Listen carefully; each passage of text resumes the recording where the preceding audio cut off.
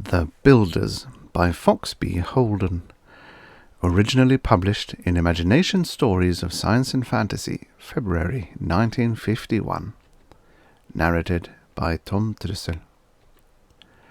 Markton flew low over the sunlit ruins and wondered idly if he would find any more in them than he had found elsewhere on the planet. "Looks as completely dead as all the rest," he said to his companion. "New City has a big enough population anyhow, as far as I'm concerned. Not that it's important, I suppose. There's always plenty of space in which to expand, but you know what I mean." The younger occupant of the low circling aircraft nodded his understanding. "There'd be enough room on either side of the big mountains to take care of millions more of us, I guess. But I think you're right. Anyway, there isn't another nomad or ruin dweller on the planet. New City is as complete as it's going to be, and as you say, 12 million is enough. But do you think we'll find any more plans down there?" "Hard to say," Markton answered, levelling off the aircraft for a landing. "But if there are traces of anything, I hope you'll keep your attention on what's of technical value and not waste time again on all that other stuff. None of us have ever bothered reading it. You can't build anything from it, no diagrams. To build is the only purpose of New City civilization. How could anything else be of importance?" "I've wondered off and on about that. But then, there is so little of anything left that it doesn't make much difference. Important thing is to find more diagrams." "Glad you realize it. I've been a citizen of New City ever since the first few of us on this continent started building it 40 years ago, and I can tell you, building things is all that's important. You'd realize that soon enough if you'd wandered around alone and useless, as I and a lot of other elders did for years." Markton brought the fast twin-engined aircraft into a perfect landing, cut the power, and set the brakes. The two left their seats and started getting field equipment together. "They told us at the academy that you elders wandered so far and for so long that you had permanently lost all memory of the past. Is that really true, Markton?" "It is. Not that it ever mattered. We all had forgotten from where we'd come and how we'd got where we were.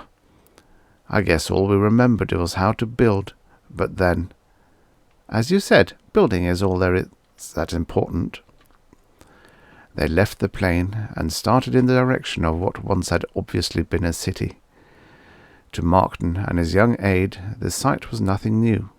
They had seen, as had all the other members of the Research Builders Division, thousands of others just like the one toward which they were now walking.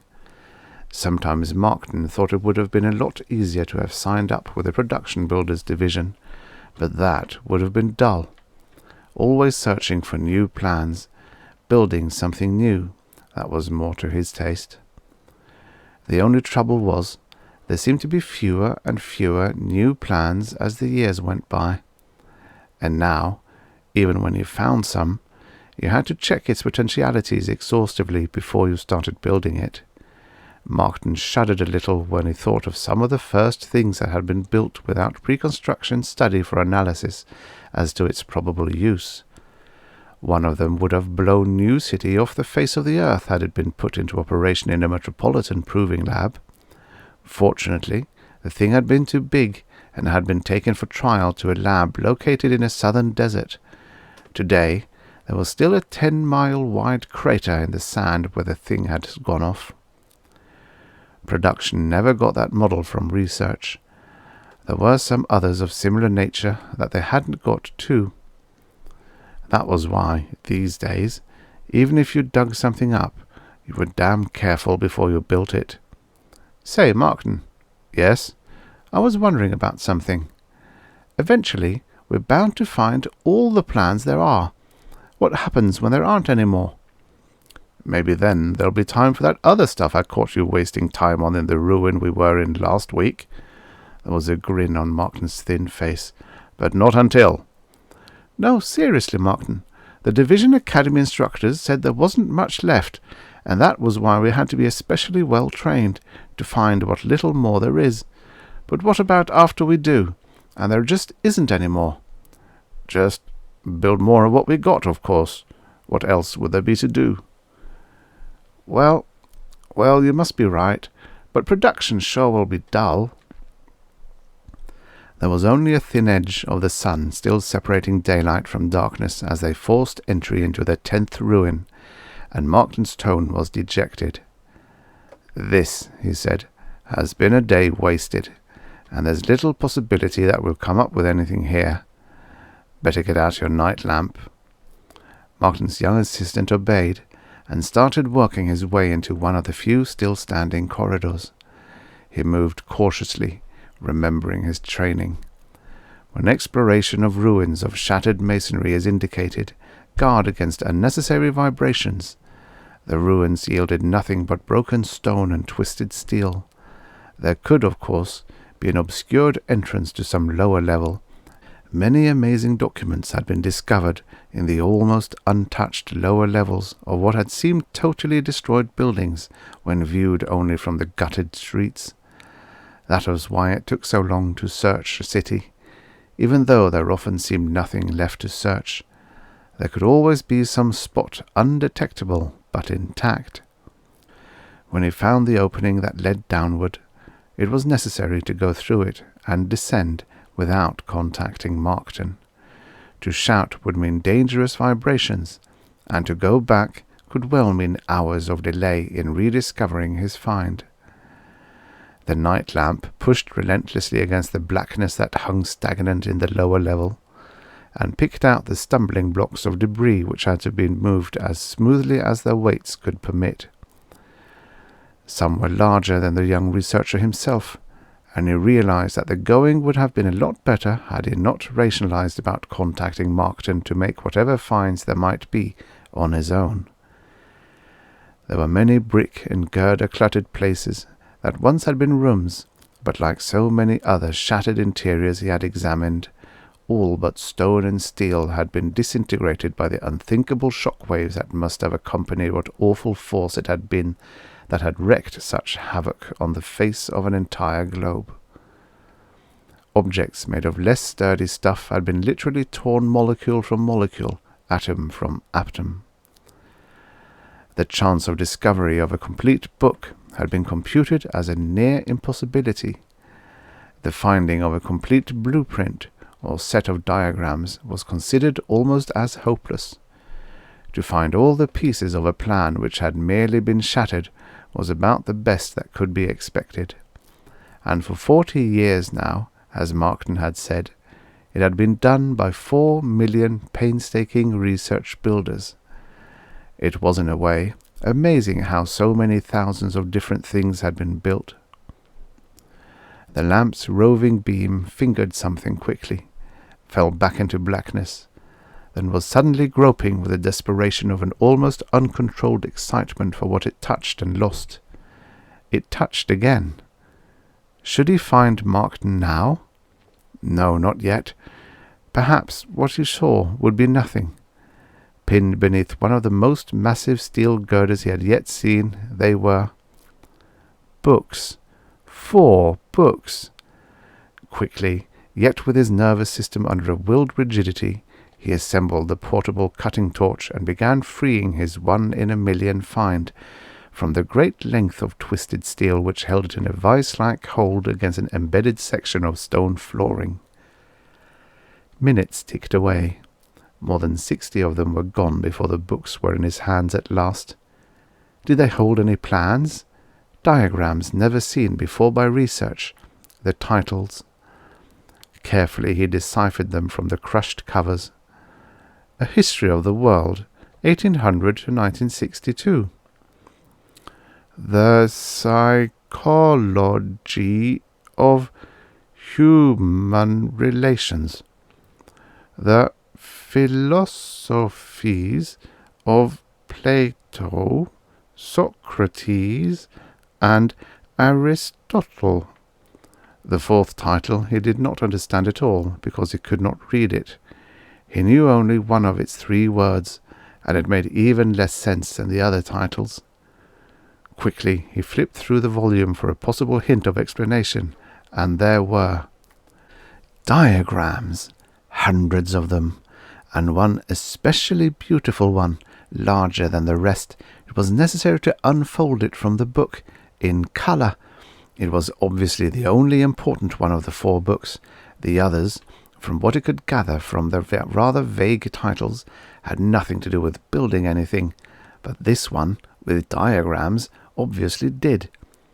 In a haste accompanied with what he knew to be too little caution, Markton's young aide hastened back the way he had come, sometimes stumbling in his anxiety to present his invaluable find to the elder, once almost falling.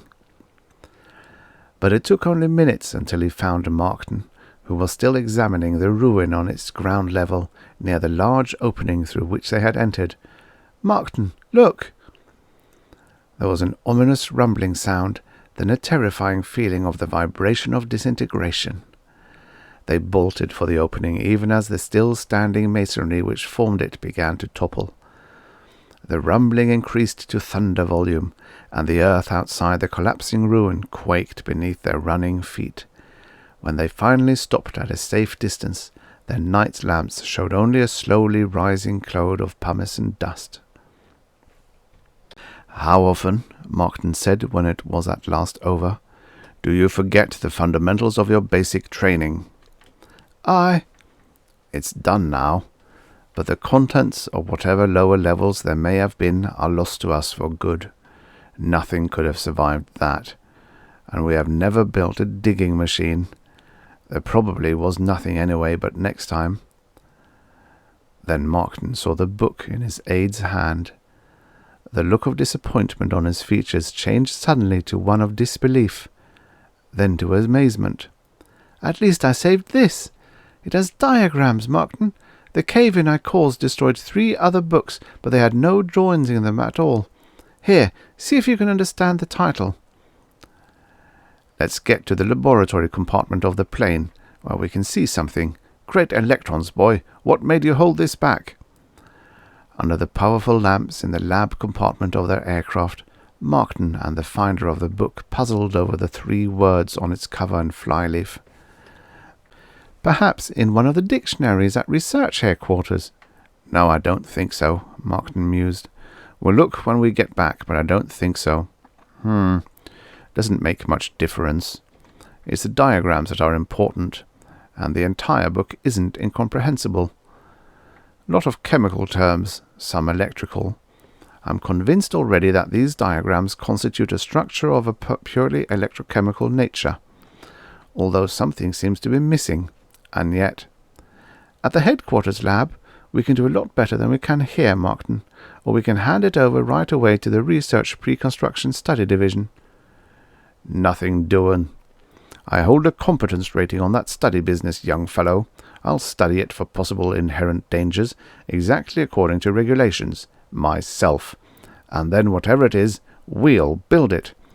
"But Markton, suppose—" Markton had already seated himself at the controls of the craft, switched on the take-off lights, and started the powerful engines.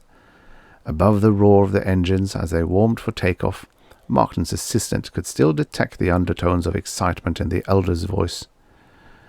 "It's something different, completely different that you've found, not just an improved design or a variation such as we've had to be content with for the past 5 years. This is new. I'm positive of it." There was, of course, little sense in doubting the word of an elder. That was part of training.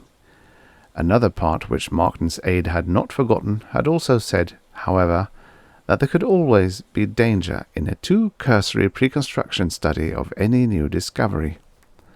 And then, of course, there were those other things that he had read which Markton had said were such a complete waste of time.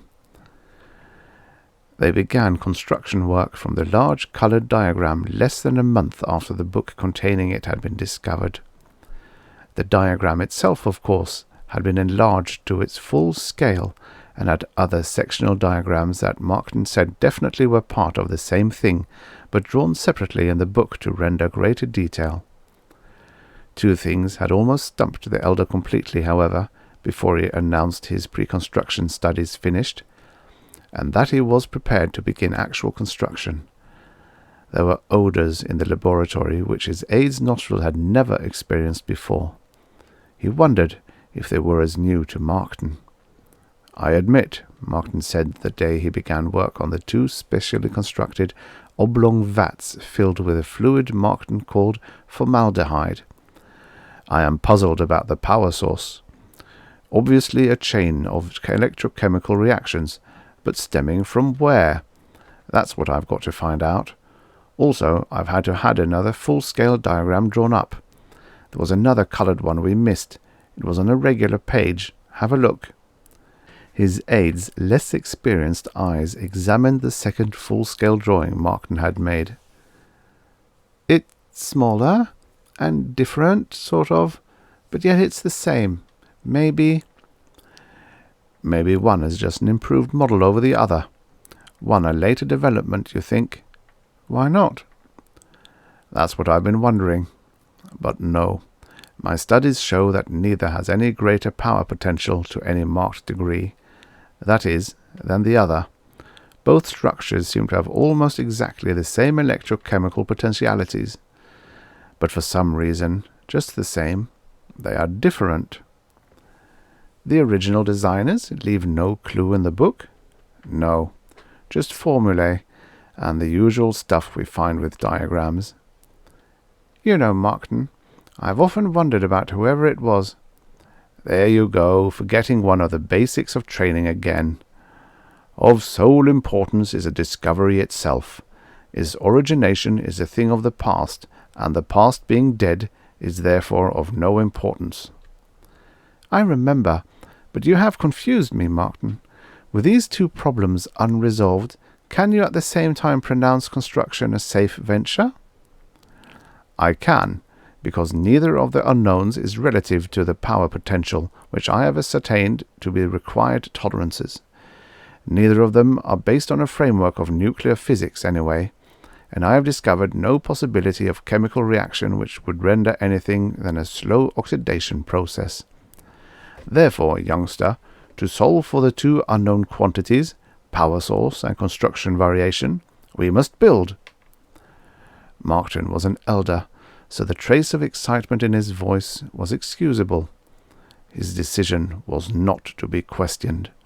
Yet, "Markton, I have a peculiar feeling about this." "A peculiar what?" "Well, Are you questioning my pre-construction study?" Markton's tone was suddenly flat, yet charged with authority. "Of course not, sir." "Here are untried, absolutely new diagrams. We must build. That is our purpose. Now we will begin. The larger one first, I think." They laboured on the project for 3 months. They finished the structure in the large vat first, and Markton left the job of completing the smaller one to his assistant while he drained the larger vat of its original fluid, dried the completed structure, and placed a series of L-type electrodes at various spots on its exterior. "The smaller one came out to look quite a lot different, Markton. I'll have it ready for the first series of charges by the time you have that one going. I don't understand, however, what good the charges will do when there isn't any power source to activate." "Making either of them work might be a problem, but somehow I don't think so," Markton replied. "The whole setup, devoid of any central power unit as it seems to be, is designed in such a way that electrochemical reactions of some sort should take place with the first series of charges. A few rearrangements of electrodes might be necessary." During the next 4 hours, Markton's assistant worked with extra speed, so that he was able to have the smaller vat drained and the electrode placement diagrammed for his own use. "Through what process of logic," he asked Markton as he neared his last set of adjustments, "did you make your decision concerning a primary charge for the inducement of the electrochemical reactions of which you spoke?" "You may inscribe in your apprentice journal," the elder said as he prepared a dynamo for use, "that insofar as the logic of the situation was concerned, I simply applied the physical truth that an object at rest tends to remain at rest until acted upon by some outside force. Since the objects in this case are ingredients of a chemical nature specifically constructed for electrical conduction, the only possible solution is to activate them through application of an electromotive force. If the logic had been faulty, of course. Markton paused a moment. Then we will know that there has simply been an error in construction. However, we have been precise in every step. They will work.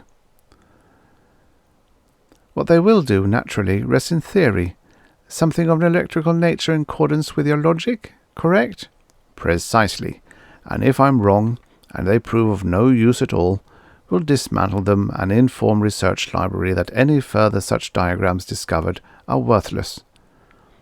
The assistant straightened from his work. Finished? Markton asked. I am. You know, though, even though they aren't exactly the same, they have a peculiar similarity too. We built according to specifications. Ready?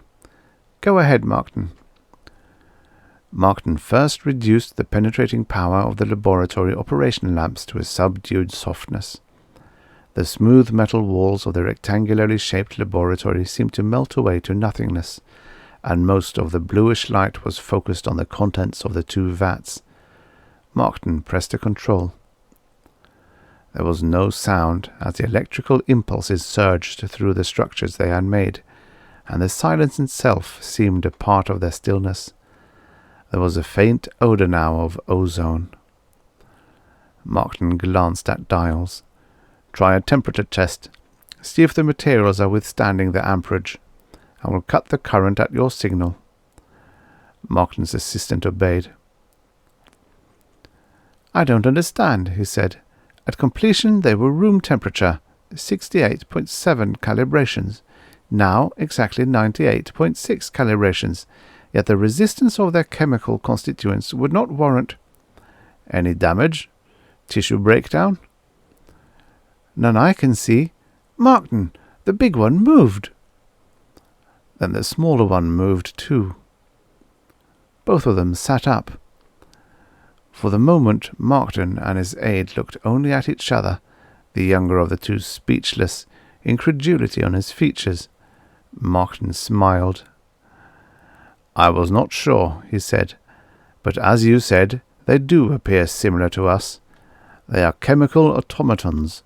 I suspected, but of course could not be sure.